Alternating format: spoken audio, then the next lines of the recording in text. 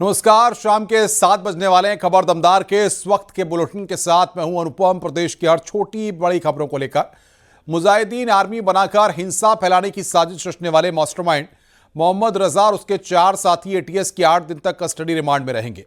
Custody remand के दौरान आरोपियों के बैंक खातों और मोबाइल डेटा के आधार पर पूछताछ होगी। दरअसल एटीएस ने मोहम्मद रजा और उसके 4 साथियों को कस्टडी रिमांड में लेने के लिए कोर्ट में पेश किया था। एटीएस ने सभी की 10 दिन की कस्टडी रिमांड मांगी थी, मगर कोर्ट में सुनवाई के बाद 8 दिन की कस्टडी रिमांड मंजूर की। सूत्रों के मुताबिक एटीएस की अब तक की जांच में सामने आया है कि कई व्हाट्सएप ग्रुप में मोहम्मद रजा ने 300 से ज्यादा भड़काऊ वीडियो भेजे थे। ग्रुप में जुड़े कई लोगों के नंबर एटीएस ने सर्विलांस पर लिए हैं। बता दें कि मास्टरमाइंड मोहम्मद रजा को एटीएस ने केरल से गिरफ्तार किया था। वो कट्टरपंथियों के गिरोह का सरगना है जो लोकतांत्रिक व्यवस्था को ध्वस्त कर शरीयत कानून लागू करना चाहता था। रजा युवाओं को जिहाद के लिए उकसा रहा था और हिंदू धार्मिक नेताओं को निशाना बनाने की योजना थी। पुलिस उससे पूछताछ कर रही है। मास्टरमाइंड रजा ने पाकिस्तानी संगठनों से प्रभावित होकर व्हाट्सएप, टेलीग्राम और सिग्नल ऐप समेत अन्य माध्यमों से कट्टरपंथियों को जोड़ा था। विभिन्न ग्रुप पर भड़काऊ ऑडियो और वीडियो भेजकर युवाओं को जिहाद के लिए उकसाया जा रहा था। इनमें से ही कुछ खास युवकों को चुनकर टारगेट किलिंग कराए जाने की योजना थी। आर्मी बनाकर हिंसक जिहाद के जरिए देश की चुनी हुई सरकार को गिराने और शरिया आधारित सरकार बनाने का मंसूबा रखने वाले बड़े सिंडिकेट का खुलासा बीते दिनों यूपी एटीएस ने किया था। इस पूरे सिंडिकेट का मास्टरमाइंड मोहम्मद रजा, जिसे एटीएस ने केरल से गिरफ्तार किया था, और उसके 4 साथियों को यूपी के अलग अलग शहरों से गिरफ्तार किया था। आज इन 5 को एटीएस ने स्पेशल कोर्ट में पेश कर 10 दिन की कस्टडी रिमांड मांगी है। कस्टडी रिमांड की अर्जी कोर्ट ने मंजूर भी कर ली है। उधर एटीएस की कई टीमें यूपी के अलग अलग शहरों में लगातार इस सिंडिकेट से जुड़े हुए आरोपियों की तलाश में छापेमारी कर रही हैं। सूत्रों का यह भी कहना है कि सिंडिकेट से जुड़े हुए 3 संदिग्धों से एटीएस लगातार पूछताछ भी कर रही है। बाकायदा एक फंडिंग के जरिए असलहे खरीदने की तैयारी कर चुका था ये सिंडिकेट, और हिंदू धर्मगुरुओं को टारगेट भी कर लिया गया था। लेकिन एटीएस ने इसी बीच इस पूरे गिरोह का भंडाफोड़ कर दिया। सिर्फ यही नहीं, महिलाओं को भी तैयार किया जा रहा था टारगेट किलिंग के लिए। हिंदू धर्मगुरु टारगेट पे थे और जिस्मानी और ज़हनी तौर पर मजबूत मुस्लिम लड़कियों को तैयार किया जा रहा था इस ब्रिगेड से जुड़ने के लिए। अब एटीएस ने इन सभी आरोपियों के बैंक खातों की डिटेल हासिल कर ली है। इनके मोबाइल का डेटा एक्सट्रैक्ट करके रिपोर्ट भी एटीएस के पास आ चुकी है। कस्टडी रिमांड के दौरान इन सभी को आमने सामने बिठाकर होगी पूछताछ, और उम्मीद जताई जा रही है कुछ और होंगी गिरफ्तारियां। कैमरामैन उपेंद्र यादव के साथ Rishabh Mani Tripathi, news 18, Lucknow. Greater Noida Yamuna authority का औद्योगिक इकाइयों को नोटिस प्रोजेक्ट शुरू न करने पर अथॉरिटी का नोटिस है। अब तक 1119 आवंटियों को नोटिस जारी किया गया है। नोटिस में आवंटियों से मांगा गया है डेवलपमेंट प्लान। करीब 6 सेक्टर में बसाई जानी है औद्योगिक इकाइयां। अब तक सिर्फ 273 साइट्स पर निर्माण शुरू हुआ है। 700 आवंटियों का नक्शा पास कराया गया है। तो आवंटियों से डेवलपमेंट प्लान यहां पर मांगा गया है।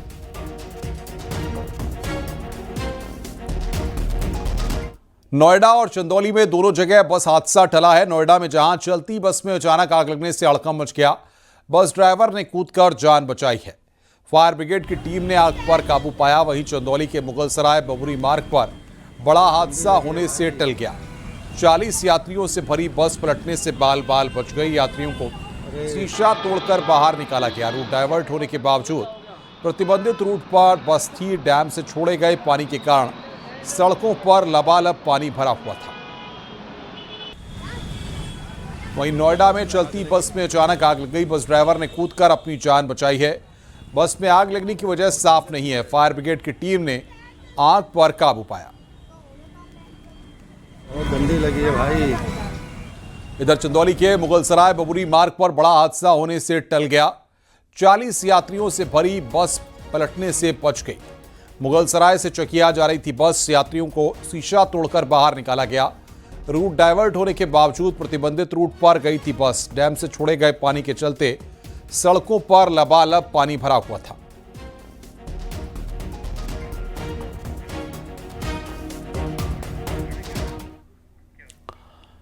खबर प्रतापगढ़ से है। अवैध पटाखा फैक्ट्री पर पुलिस का छापा पड़ा है। छापेमारी के दौरान लाखों का पटाखा बरामद किया गया है। कॉलेज संचालक समेत 4 लोगों को हिरासत में लिया गया है। बंद पड़े डिग्री कॉलेज में पटाखा बनाने का खेल चल रहा था। एसडीएम और सीओ पट्टी के नेतृत्व में छापेमारी हुई है। आसपुर देवसरा थाना क्षेत्र के सपहा छात गांव की घटना है।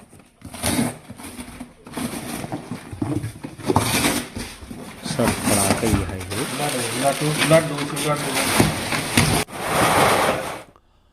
हापुड़ में एक सगाई समारोह के दौरान खाने को लेकर विवाद हो गया। लड़के वालों ने खाने में मटन और मछली न होने पर हंगामा शुरू कर दिया। विवाद इतना बढ़ गया कि लड़के वालों ने लड़की पक्ष से रिश्ता तोड़ दिया। आरोप है कि लड़के पक्ष ने बुलेट बाइक की मांग की थी, जिसके बाद पूरा कर दिया गया और बाद में स्कॉर्पियो की मांग कर दी। फिलहाल पुलिस ने दोनों पक्षों को समझाकर मामला शांत करवाया। इसमें सब कुछ लिखा हुआ है।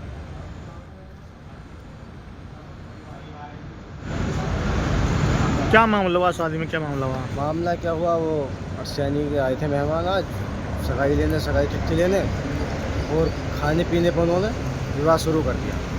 क्या खाने पीने की बात हुआ? खाने पीने में मांगा तो उन्होंने बुटेर मांगी, फिश मांगी, और नाश्ते में मांगे उन्होंने फिश, मटन मांगा उन्होंने खाने में। इस चीज़ पे विवाद। फिर क्या हुआ? फिर उसके बाद में वो कहने लगे कि फैसला कर लो, छूट छुटाव कर लो अपना। यहाँ तक बात आई। बहराइच से खबर है, जहां पर पयागपुर इलाके में 2 पक्षों में जमकर मारपीट हुई है। बाइक में हल्की सी टक्कर लग जाने पर यह विवाद शुरू हुआ। रेलवे क्रॉसिंग पर पहले दोनों पक्ष में कहासुनी हुई, फिर कहासुनी मारपीट में बदल गई। दोनों पक्षों में जमकर लात घूंसे भी चले। बाइक सवार पक्ष के 4 लोगों को गंभीर चोटें आई हैं। पुलिस ने मारपीट करने वाले 4 पहिया गाड़ी सवार लोगों की तलाश शुरू कर दी।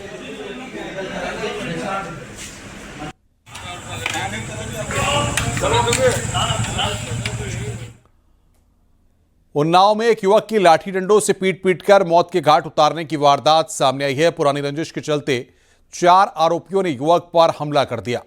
इस वारदात से आसपास सनसनी मच गई। सूचना पर पहुंची पुलिस ने शव को कब्जे में लेकर पोस्टमार्टम के लिए भेज दिया। पुलिस आरोपियों की तलाश में है। हालांकि एक आरोपी को हिरासत में लिया गया और आज थाना क्षेत्र की घटना है। 2025 को रात के समय थाना औरास को सीएससी औरास से सूचना प्राप्त हुई कि करण पुत्र संतराम उम्र 45 वर्ष निवासी मर्दनखेड़ा थाना औरास को गंभीर हालत में सीएससी लाया गया था, जहां उनकी मृत्यु हो गई है। सूचना पर थाना औरास पुलिस द्वारा तत्काल मौके पर पहुंचकर मृतक के शव को कब्जे में लिया गया तथा पंचायतनामा की कार्रवाई कर पोस्टमार्टम हेतु जिला अस्पताल उन्नाव भेजा गया। घटना की जानकारी करने पर ज्ञात हुआ कि मृतक करण ग्राम मर्दनखेड़ा में बाजार लगवाने का कार्य करते थे और उनकी अमित यादव, सर्वेश यादव, वीरेंद्र यादव और पप्पू यादव निवासी का डल्लू मऊ थाना औरास के साथ पूर्व से किसी बात की लेकर रंजिश चल रही थी। करण कल शाम को समय 17 बजे ग्राम देवतारा में स्थित एक मोबाइल की दुकान पर मोबाइल रिपेयर कराने गए थे, जहां पर उपरोक्त व्यक्तियों द्वारा उनको मार पीट कर मरणासन्न कर दिया गया था। आगरा में बड़े भाई पर छोटे भाई की हत्या का गंभीर आरोप लगाया। यह सनसनीखेज वारदात थाना ताजगंज क्षेत्र के बजेरा गांव की है। वारदात के बाद आरोपी फरार हो गया। फिलहाल मामले में पुलिस ने मुकदमा दर्ज कर लिया है और आरोपी की गिरफ्तारी के प्रयास जारी हैं। में कोई झगड़ा हो गया था कोर्ट के कोने में गैरव डालने के लेकर। इस क्रम में जो सूचना प्राप्त हुई थी, पुलिस वहां पहुंची है। अभी जो वर्तमान प्रथम दृष्टया पता चल रहा है, मृतक की बॉडी में कोई ज़ाहिर चोट नहीं दिखी है, फिर भी उसकी बॉडी को हम लोगों ने पोस्टमार्टम के लिए भेजा है। इसमें मृत्यु का कारण स्पष्ट हो जाएगा और इसके अतिरिक्त जो भी इसमें आगे अगर कोई तहरीर प्राप्त होती है उसके हिसाब से हम कार्रवाई करेंगे। अभी वर्तमान में पोस्टमार्टम के बाद इसमें निर्णय लिया जाएगा कि क्या है क्या नहीं है।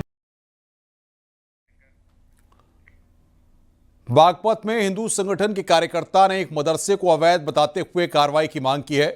हिंदू संगठन के कार्यकर्ता बीएसए कार्यालय पहुंचे। पूरा मामला चांदीनगर क्षेत्र के गौना गांव का है। ग्रामीणों का आरोप है कि यह मदरसा अवैध रूप से संचालित किया जा रहा है। हाल ही में मदरसे का वीडियो सोशल मीडिया पर वायरल हुआ था, जिसमें कुछ बच्चे पढ़ते हुए दिखाई दे रहे थे। फिलहाल बीएसए और अल्पसंख्यक अधिकारी पूरे मामले की जांच कर रहे हैं। अवैध मदरसे चल रहे हैं। इसमें शिक्षा का अधिकार जो बच्चों को दिया गया है 6 वर्ष से 14 वर्ष तक के लिए, उन्हें उस अधिकार से वंचित किया जा रहा है। ना उसमें मैथ पढ़ाया जाता है, ना इंग्लिश पढ़ाई जाती है, ना साइंस पढ़ाया जाता है। पता नहीं कौन सी शिक्षा वहाँ दी जा रही है। बच्चों के भविष्य के साथ खिलवाड़ किया जा रहा है। जो बच्चे वहाँ नहीं जाते हैं उनके परिवार वालों को धमकाया जाता है। अवैध तरीके से मदरसा चलाया जा रहा है और आपराधिक लोग इसका संचालन कर रहे हैं। हमारी ये मांग है कि कब्रिस्तान की भूमि से ये मदरसा हटे और जो गतिविधि चल रही है इसमें असामाजिक वे बंद हो। आगरा के नंदपुरा शमशान घाट पर अंतिम संस्कार रोकने को लेकर विवाद शुरू हो गया। समाजवादी पार्टी के राज्यसभा सांसद रामजीलाल सुमन ने सैकड़ों ग्रामीणों के साथ प्रदर्शन किया। उन्होंने कहा कि सेना शमशान घाट पर हस्तक्षेप कर रही है और अंतिम संस्कार नहीं होने दे रही। रामजीलाल सुमन ने चेतावनी दी है कि अगर एक हफ्ते में समस्या का समाधान नहीं हुआ तो आंदोलन करेंगे। मामले में एडीएम सिटी को भी ज्ञापन दिया गया है। ये नंदपुरा है सदर इलाके में। यहाँ लगभग 150 साल पुराना शमशान घाट है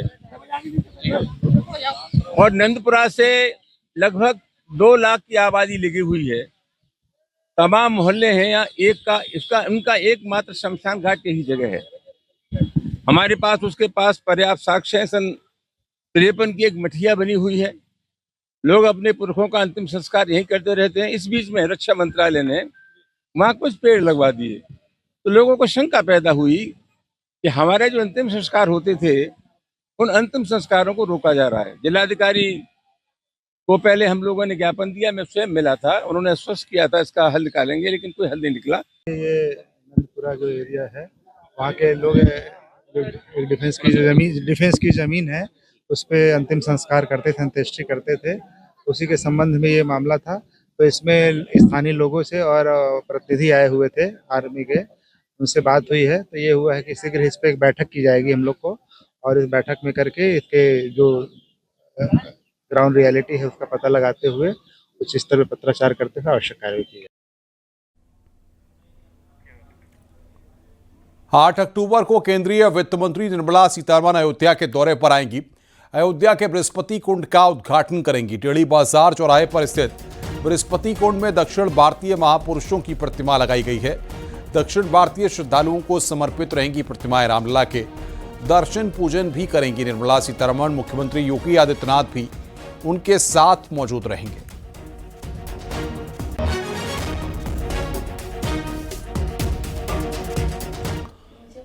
वाराणसी में मुख्यमंत्री योगी आदित्यनाथ ने समीक्षा बैठक की। सीएम योगी ने स्थानीय अधिकारियों और जनप्रतिनिधियों के साथ वाराणसी में चल रहे प्रोजेक्ट की जानकारी ली।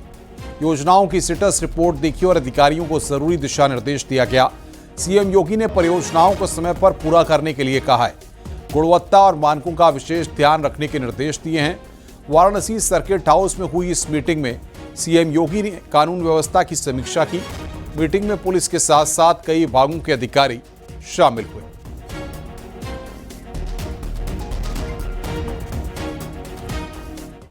वाराणसी में डायरेक्ट सीडेड राइस कॉन्क्लेव में सीएम योगी शामिल हुए। धान की गुणवत्ता पैदावार बढ़ाने को लेकर कॉन्क्लेव का आयोजन हुआ। वाराणसी के चांदपुर स्थित अनुसंधान केंद्र में कॉन्क्लेव हुआ। सीएम योगी ने कार्यक्रम को भी संबोधित किया।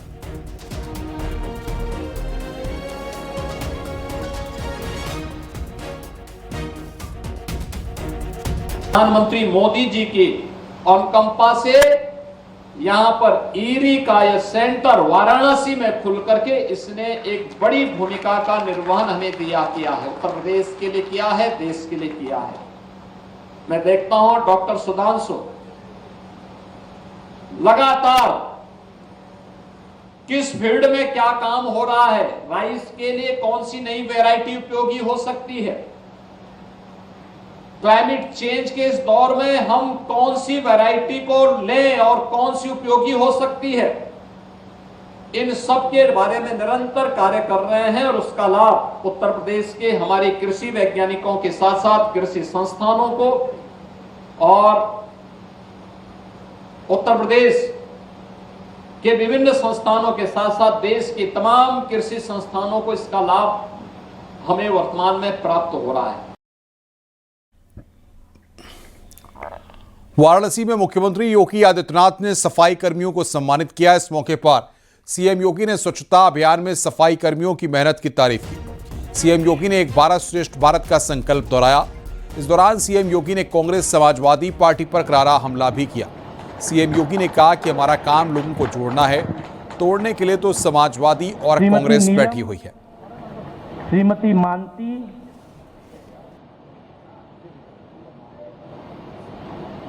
हमारा काम जोड़ना है, तोड़ने के लिए तो कांग्रेस और समाजवादी पार्टी पहले से बैठी हुई है। हमें तोड़ने नहीं देना समाज को।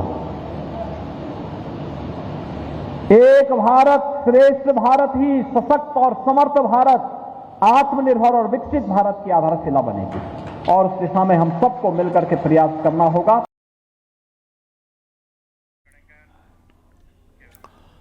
मुख्यमंत्री योगी आदित्यनाथ वाराणसी के 2 दिवसीय दौरे पर हैं। उन्होंने गौशाला का निरीक्षण किया। श्री अन्नपूर्णा ऋषिकुल ब्रह्माश्रम में छात्र छात्राओं को प्रमाण पत्र, लैपटॉप और महिलाओं की सिलाई मशीन बांटी। अपने संबोधन में सीएम योगी ने कहा कि नारी शक्ति का सम्मान भारत की संस्कृति है। इस मौके पर सीएम योगी ने कहा कि शांति और सौहार्द के लिए दुनिया को सनातन के पास आना पड़ेगा। तो ये 3 तस्वीरें इस वक्त हम आपको दिखा रहे हैं। पौधा लगाया, छात्रों को लैपटॉप दिए और सिलाई मशीन बांटी।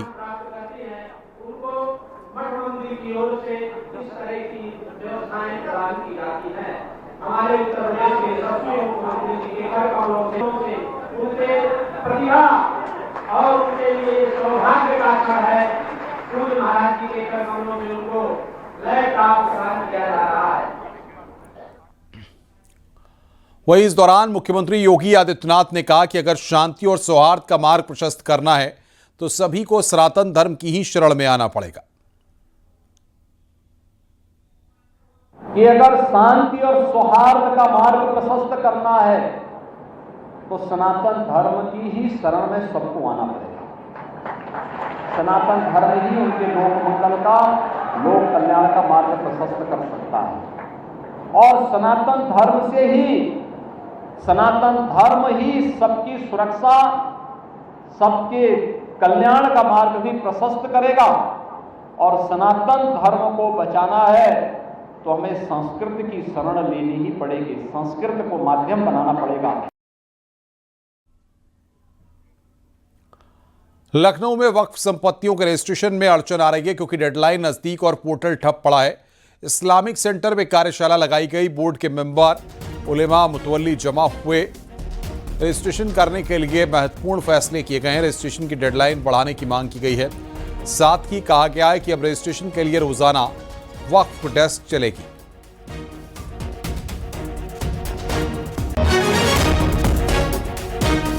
इस्लामिक सेंटर ऑफ इंडिया ईदगाह लखनऊ में उम्मीद पोर्टल के सिलसिले में एक वर्कशॉप का एहतमाम किया गया, जिसमें उत्तर प्रदेश सुन्नी सेंट्रल वक्फ बोर्ड के एक्सपर्ट्स ने मुतवल्ली हजरात को इस बात से वाकिफ़ कराया कि किस तरीके से उम्मीद पोर्टल पर अपने अपने वक्फ प्रॉपर्टीज़ को रजिस्टर कराना है। और चूँकि इसमें काफ़ी डिटेल में सब तफसीलात मांगी गई हैं तो लिहाजा हर आदमी के लिए ये पॉसिबल नहीं हो पा रहा है कि उस पर अपनी तमाम तफसीलात को अपलोड किया जा सके।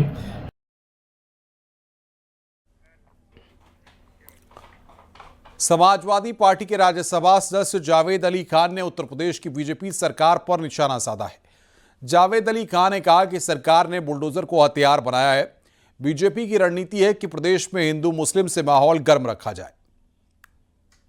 उत्तर प्रदेश की सरकार ने बुलडोजर को अपना हथियार बना रखा है, बावजूद इसके कि सुप्रीम कोर्ट और हाई कोर्ट के द्वारा विभिन्न मामलों में सरकार को लताड़ सुनाई गई है बुलडोजर को लेकर।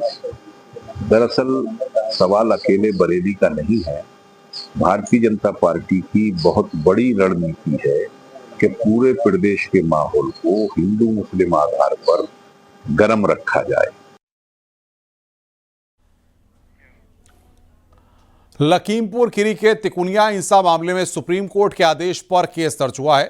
पूर्व केंद्रीय मंत्री अजय मिश्र और उनके बेटे आशीष मिश्र पर केस दर्ज किया गया है। लखीमपुर खीरी के पड़वा थाने में धारा 195, 120B के तहत मुकदमा दर्ज किया गया है।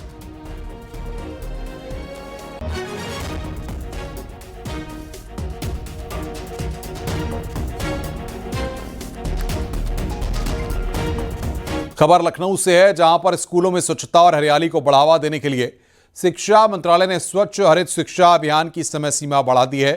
अब स्कूल 15 अक्टूबर तक योजना में रजिस्ट्रेशन कर सकते हैं। शिक्षा विभाग ने सभी बेसिक शिक्षा अधिकारियों और जिला विद्यालय निरीक्षकों को निर्देश जारी किए हैं कि अपने जिलों के सभी स्कूलों को इस अभियान में शामिल होने के लिए प्रेरित करें। सरकार ने स्कूलों में स्वच्छता और हरियाली को बढ़ावा देने के लिए शुरू की गई स्वच्छ हरित शिक्षा अभियान की अंतिम तारीख 15 अक्टूबर तक बढ़ा दी है। अब प्रदेश के सभी सरकारी, सहायता प्राप्त और निजी स्कूल इसमें हिस्सा ले सकेंगे। इस अभियान के तहत स्कूलों का मूल्यांकन, साफ सफाई, कचरा प्रबंधन, पौधारोपण, ऊर्जा संरक्षण, जल प्रबंधन और स्टूडेंट्स में पर्यावरण के प्रति जागरूकता जैसे मानकों पर किया जाएगा। इसका उद्देश्य स्कूलों को स्वच्छ, हरा और पर्यावरण अनुकूल बनाना होगा, ताकि छात्र न सिर्फ पढ़ाई में बल्कि पर्यावरण संरक्षण में भी जिम्मेदार बन सके। शिक्षा विभाग ने सभी बीएसए और डीआईओएस को निर्देश दिए हैं कि वो अपने जिले में सभी स्कूलों की भागीदारी सुनिश्चित करें, ताकि उत्तर प्रदेश इस रेटिंग में देश का मॉडल राज्य बनकर उभर सके। कैमरा पर्सन अनिल के साथ नितिका दीक्षित, न्यूज़ 18 लखनऊ। कान्हा की नगरी के वृंदावन धाम स्थित बांके बिहारी मंदिर में हिमाचल प्रदेश के राज्यपाल शिव प्रताप शुक्ला परिवार के साथ पहुंचे। बांके बिहारी के दर्शन पूजन किए। इस दौरान वो पूरी भक्ति भाव में नजर आए। इस दौरान मंदिर सेवायतों ने माला दुपट्टा डाल राज्यपाल का सत्कार कर बिहारी जी का प्रसाद भेंट किया। बिहारी जी के दर्शन पूजन कर मीडिया से बातचीत करते हुए राज्यपाल ने कहा कि वे दर्शन करने नहीं आया, बिहारी जी का आशीर्वाद मुझे भी मिल गया और मैं आ गया। के दर्शन को मैं आया नहीं, बल्कि उन्होंने स्वयं मुझे बुला लिया और आज उनकी कृपा अद्भुत हुई कि आज जिस दिन मैं आया वो अपने गर्भगृह से बाहर आकर करके सभी जन को दर्शन देने का काम कर रहे हैं और मुझे भी मिल गया। ब्रजभूमि में सरकार इसके पुनरुद्धार के लिए कार्य कर रही है, कॉरिडोर बनाने के लिए। यह एक प्रसन्नता का विषय है। शरद पूर्णिमा पर वृंदावन के बांके बिहारी और अष्टसखी मंदिर में राधा और कृष्ण को खीर का भोग लगाया गया। बांके बिहारी आज श्वेत रंग में दर्शन दे रहे हैं। शरद पूर्णिमा पर कान्हा को सफेद श्रृंगार का विशेष महत्व है और खीर के भोग की भी प्राचीन परंपरा है। ऐसी मान्यता है कि शरद पूर्णिमा को कान्हा ने महारास लीला रची थी। शरद पूर्णिमा पर कान्हा के दर्शन के लिए श्रद्धालुओं का सैलाब उमड़ पड़ा है। ठाकुर बांके बिहारी जी महाराज का शरद पूर्णिमा का महोत्सव है। ठाकुर जी सुबह से ही आज प्रातः काल श्रृंगार आरती से लेकर के सैन भोग आरती तक ठाकुर जी जगमोहन में विद्यमान रहते हैं। ठाकुर जी आज के दिन ही कट, काछनी और बांसुरी धारण करते हैं। ये मनोहर झांकी केवल आज के ही दिन ठाकुर जी की देखने को मिलती है। आज के दिन ही ठाकुर जी ने समस्त गोपियों की मनवांछित इच्छा को पूरा करने के लिए यतो गोपी ततो कृष्णों के भाव से महाराज की रचना करी, जो 6 महीने तक ठाकुर जी ने प्रत्येक गोपी के साथ, कृष्ण भाव के साथ, प्रत्येक गोपी को लगे ही नहीं कि मेरे साथ कृष्ण नहीं है, इस भाव के साथ प्रत्येक गोपी के साथ ठाकुर जी ने नृत्य किया और उनकी मनवांछित प्रतिभाव की कामना को पूर्ण किया। रुक रहे हैं यहां पर ब्रेक के लिए। खबरों का सिलसिला लगातार जारी है।